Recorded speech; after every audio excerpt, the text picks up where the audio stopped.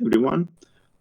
As it was already mentioned a couple of times, one of the key aspects of VITAL-5G is the significant involvement of third-party experimenters.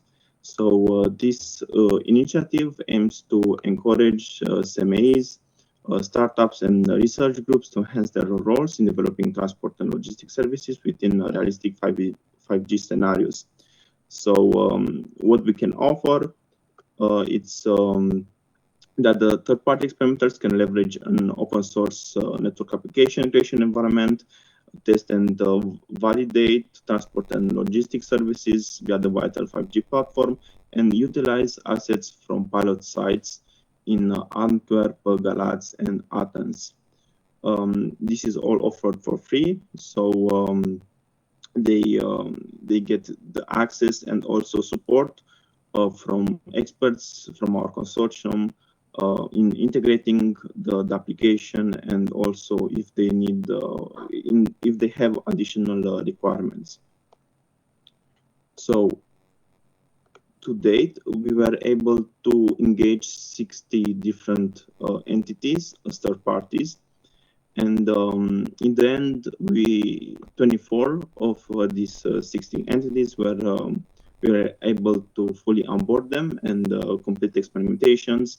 But sadly, 36 were not able to move forward. To give you an example of what the third parties experimentation, different third party experimentation were, these were network traffic mobility prediction, distributed video surveillance applications, mobile application for network monitoring, advanced analytics in crowded intersections, and many more actually. To give you an idea about the engagement process, from the perspective of the type of engagement, if you look at all the 60 third parties that we have managed to contact, a very powerful tool was the networks of each partner, through which we were able to reach out to different companies and bring this opportunity to them and start collaboration. And from the perspective of type of third party, we're able to engage a variety of entities such as SMEs, big industry companies, academia, and also one NGO and a couple of associations.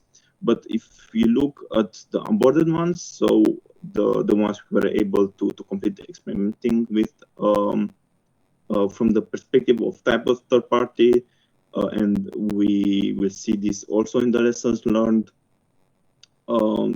even if the services are offered for free, funding is still necessary from the part of a third party, and the ones that stick were SMEs, academia, big industry companies, and the ratios actually were kept pretty constant. We have a bigger representation from SMEs, but overall a pretty healthy representation from all these sectors or categories. And also looking at the type of engagement, there's a slight change, and we see that let's say third parties that have worked in the past with one of the partners and are let's say from a relationship point of view, they are partners with members of the consortium. We are able to have a kind of a tighter support, which is to be expected. So they were able to complete their experimentations. Now, to move to the lessons learned, first from a technical point of view, because as we already mentioned in the prospect of third-party experimentation, there's still a pretty big technical involvement from the partners, even if the platform is developed. The first lesson learned is that we need to make sure that the third party have a pretty good understanding about what the platform does, how the onboarding is done, even if they have support from experts from our consortium. This still needs to be done for a good collaboration. Also, third parties might require additional resources.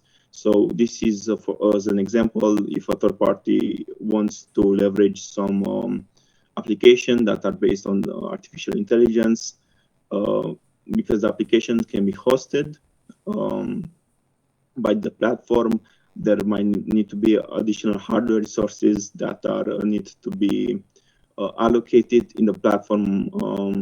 And this is something that we need to be prepared for in order to accommodate them. And lastly, the platform needs to have security measures in place,